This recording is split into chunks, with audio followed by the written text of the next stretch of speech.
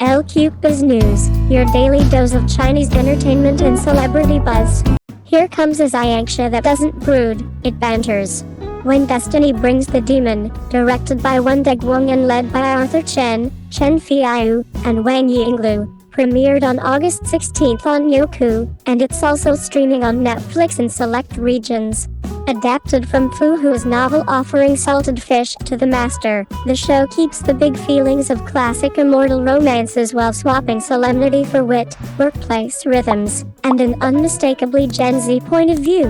Pre-launch reservations passed 3 million, signaling healthy curiosity well before episode 1. At the heart of the story is a pairing designed to spark Xianxia, a formidable grandmaster sealed in the mountains for 5 centuries, and Liao Tingyan, an every woman who slips into the cultivation world with the instincts of a self-professed salted fish. She isn't lazy so much as allergic to pointless suffering, choosing efficiency, humor, and baseline sanity over fate-drunk martyrdom. Their chemistry isn't thunderclap melodrama, it's a steady, teasing current that turns strangers into co-conspirators. As Tingyan nudges Xianxia toward kindness, one practical compromise at a time, the series traces their bond across 3 lifetimes, translating cosmic stakes into intimate choices. If power matters, it's because it shapes how you care for the person beside you. The premiere sketches this tone with a wink. Instead of a solemn initiation, Tingyan crashes a 100-person group interview at the immortal Megacorp 3 Sacred Mountains, a pitch-perfect parody of big company recruitment days, except the HR is divine and the KPIs can level a city.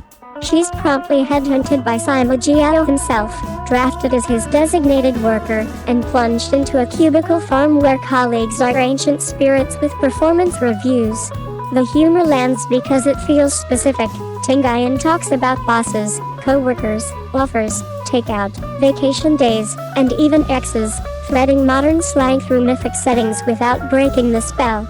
The show's running joke is also its worldview. Heaven has systems, systems have loopholes, Tingyan will find them.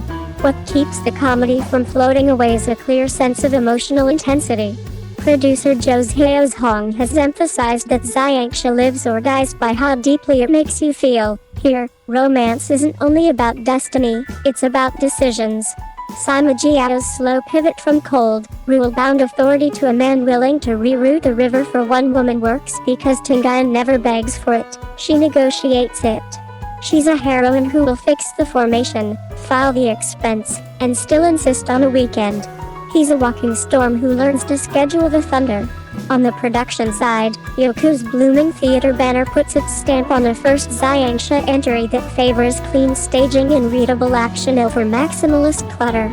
Sets feel purposeful, halls and courtyards designed like executive suites, training grounds framed like open-plan offices, so the workplace satire stays legible in every frame.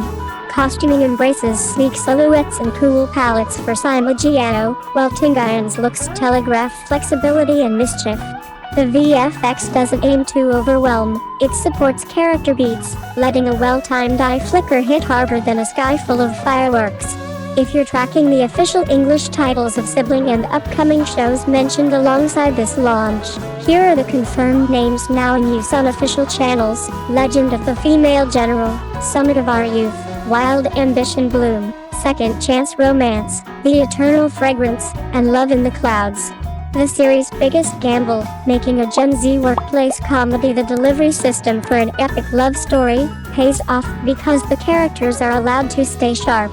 Tingyan isn't there to be rescued, she's there to optimize. Xianxia isn't defanged, he's redirected.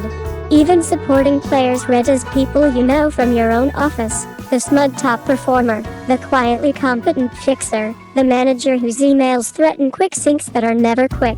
It's funny, but it also grounds the fantasy in recognizable human behavior. If you come for the tropes, you won't leave hungry. Reluctant cohabitation, battle-side banter, mistaken emotional HR counseling, and the long game of 3 life entanglements that promises satisfying payoffs. If you come for something fresher, you'll get that too. A heroine who treats immortality like a contract and a hero who learns that true strength is restraint.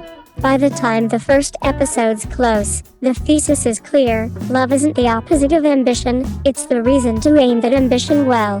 When Destiny Brings the Demon is a bright, witty remix of Xianxia's greatest hits, equal parts romance, satire, and comfort watch. It's built for the social era, quotable lines, meme-ready set pieces, and a tone that invites both swooning edits and laugh-out-loud clip shares.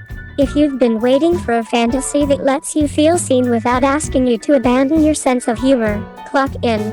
This one's hiring. I came in for the memes and stayed for the micro-expressions.